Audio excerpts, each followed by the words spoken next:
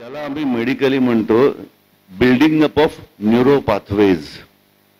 म्हणजे एखाद्या माणसाला जर सांगितलं रोज तू वेडा आहेस, तू वेडा आहेस, तू वेडा आहेस.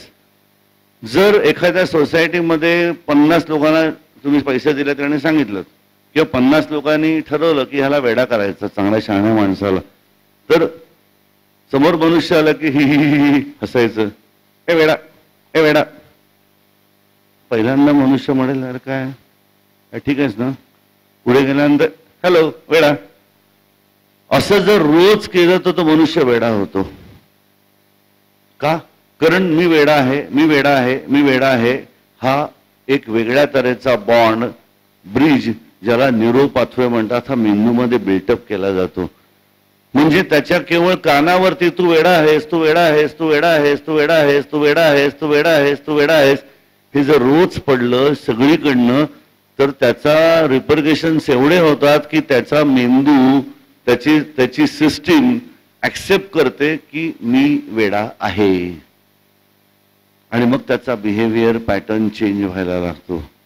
मग तो इरिटेट व्हायला लागतो, रागवायला लागतो, चिडायला लागतो, कधीतरी रडायला लागतो, कधीतरी दगड घेऊन वेडा वेडा वेडा म्हणून आपण रागाने दगड घेणार ना, बघा दगड मारतोय वेडा आहेत आणि तो खरंच वेडा होतो. म्हणजे केवळ त्याच्या कानावरती तू वेडा आहेस वेडा आहेस हे एन नंबर म्हटल्यामुळे त्याच्या सेंट्रल नर्वस सिस्टीम ऍक्सेप्ट करते तो वेडा आहे. हे जसं आहे तसंच उलट पण आहे ना हो. तू शहाणा आहेस, तू शहाणा आहेस, तू शहाणा आहेस, तू शहाणा आहेस, तू शहाणा आहेस, तू हुशार आहेस, तू हुशार आहेस, तू हुशार आहेस. हे जर आई एखाद्या मुलाला सांगायला लागली तर तो मुलगा हुशार होणार ना.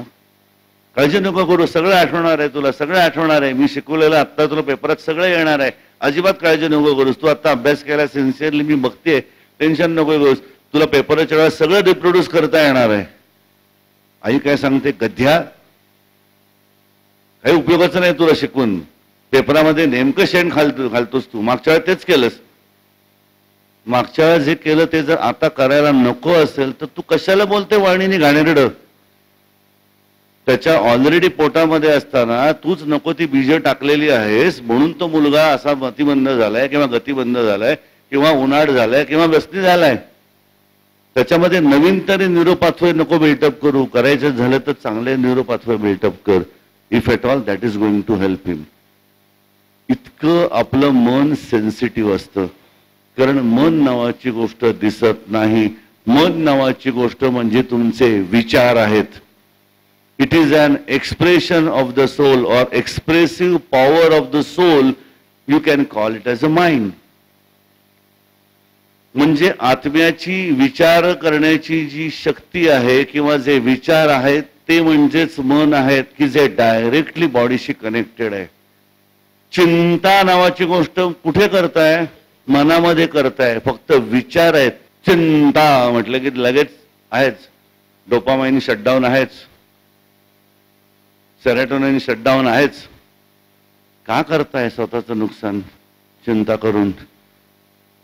म्हणून म्हणतात ना की चिता ही माणसाला शेवट जाळते एकदाच आणि चिंता त्याला दर क्षणाला जाळत असते. हे आपल्याला वाटतं की this is a philosophical statement. No, this is a purely scientific statement.